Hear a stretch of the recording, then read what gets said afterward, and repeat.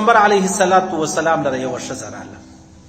ښځه چې ورله راله ویل یا رسول الله زما بچی ده، د هغې د بدن یعنی د سر پوست خارش کوي، الرجي به ورشي چې بولې دا ویښتان یې ګرده ورزېدلو. نو بیا ویل یا رسول الله اوس زه د خپل لور ودوم، ما ته اجازه ستا چې زه و دې لور ته ویښتان ورولګوم. دغې لاسي مصنوعي ویښتان چې کوم دي د الله رسول منع وکړه. نه نه نه نه نه نه دا لعن الله الواصله والموصوله متفق علیه د بخاري او د مسلم حدیث دی چې کوم څوک وچاته ویښتان ورلګوي پر دې دم لعنت دی او چې وچاته ورلګوي پر هغه دم لعنت دی.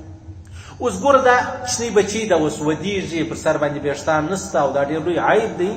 اوس د انسان سما سیوا د انسان سما سیوا بیا مصنوعي بولې د هغه رقم 2 نمبر یې بولې هر شی چې دی هغه ویښتان ورلګولی سي، هغه ویښتان د انسان ویښتان نسي ورلګولی. ولې عزیزانو په دنیا کې د یوه انسان وینه و بل انسان ته جایزه نه وله، د یوه انسان ګرده بل انسان ته جایزه نه وله. خو چونکې دا معاملې بیخي ډېرې سولې، بیمارۍ ډېرې سولې، خلک مري، که څوک چاته وینه نور ولګوي نو علماو د ډېر مشکل په خاطر دا فتوا ورکړي چې ټیک ده یو چاته د بل چا وینه ورلګېږي جایزه ده. یو سړی مړ کېدی نو بیا بل سړي ګرده ورکړله جایزه ده. اوس ګوره هلته ډېره مجبوري وه، خبره وه مرګ ته ولاړه وله، سړی مړ کېدی په ویښتانو کې خبره وه مرګ ته نه ده ولاړه، خالي و عیب ته ولاړه ده و پیغور ته ولاړه ده و بدرنګۍ ته ولاړه ده، او دا داسې خاص ضرورت و حاجت و مجبوري نه ده.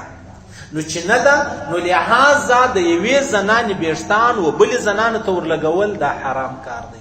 یا دغه رقم د مطلق انسان ویښتان و انسان ته ورلګول دا حرام کار دی. صحیح سو. اوس عام طور چې خلکو ویګ لګولی دا خو د ویښتانو دغه مصنوعي جوړ کړی، هغه پروا نه لري. خبره په دې کې ده چې اوس د بل چا ویښتان سړی خپل سر ته ورولګوي، دا کېدلی سي که نه سي، دا کې دا جایزه نه ده. ها اوس دغه نوی جدید سیستم چې راغلی دی دا د خپل د څټي یا د مطلب شاپه چې کوم ویښتان دي دا راواخلي بیا مخ ته لګوي، تقریبا په دې کې به څه ګنجایش شي ځکه د خپل ویښتان دي د بل چا نه دي. خو بیا هم د الله رب العزت د الله د رسول دا تورې خوښ نه دی چې څنګه ما پیدا کړی هغه رقم وکړه. اوس ویښتان خېږي نو د ویښتانو خو ته مقابله کولی نه شي، ټیک دی ویښتان به د ځوان کې تور به کې، اوس ستا بدن ستا قوت ستا فکر ستا عمر د ځوان دی که نه دی یا نه دی. نو چې نه دی نو الله رب العزت د الله رسول منع چې د هغه کړی د سړی دی کوي نه. او بیا دې ښځې خو نو پیغمبر صلی چې یا رسول الله زه وکم څه د الله رسول نه بالکل اجازه نشته، اجازه نشته قطعا به کوي نه.